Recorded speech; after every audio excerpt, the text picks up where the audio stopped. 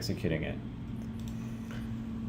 Okay, so sometimes, so reactive expressions, so the render statement, yeah, I'll delete that one, is unnecessary there. The render statement is these render plot, render text, etc. Those are reactive statements. They react to widget input, and so on. Sometimes in your code you want to have reactive code, but you don't actually want it to be part of a render statement for a variety of reasons. For example, you might want some code that gets reused in several render statements, and you don't want to redo the calculations for each, or you want your code to be neater, or there's a variety of reasons why you want this. So there's a function called reactive that's just made for this purpose.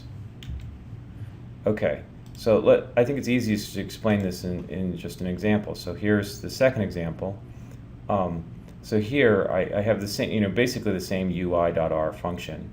But imagine now I want to take my text input and add 100 to it.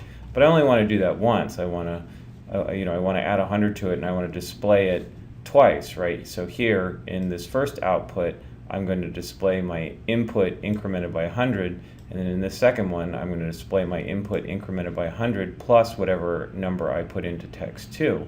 Okay, so obviously this doesn't change the runtime that much, but now we only have to increment it by 100 once, rather than doing it twice, once in each reactive render text statement.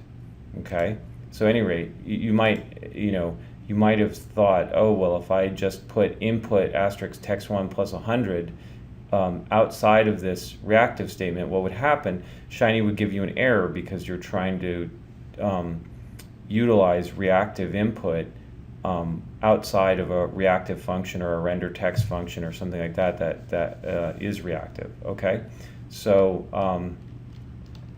it's a little bit unusual, and if you're not used to it, and you're used to R, it's a little hard to get used to. Okay, so and this just is as opposed to what would give you the same exact functionality is to just add 100 in both render text statements.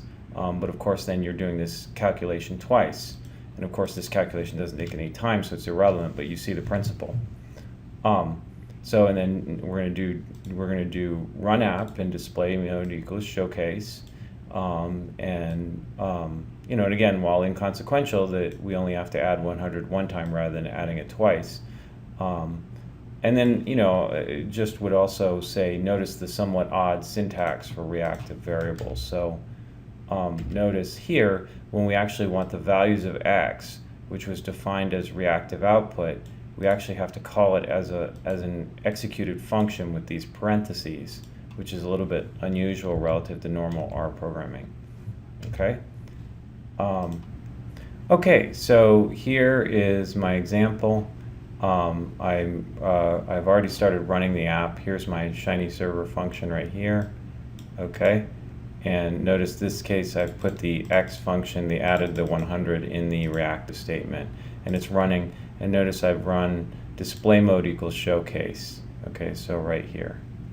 Okay, and then now notice so here you can see what code it's running. So if I put in x equals 100, right now it has output text1 equals 200.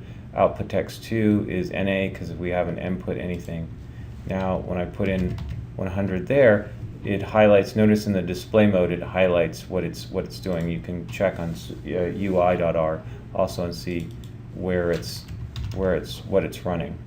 Okay?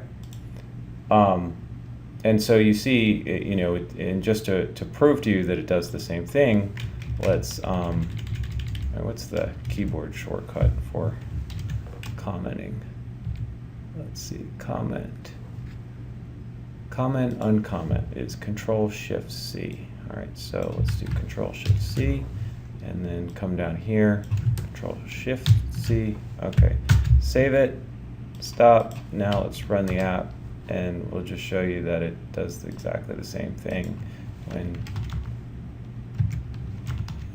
Let's see, it gives the same exact output. It works just like before, But now instead it's adding 100 separately each time in a separate render.txt statement.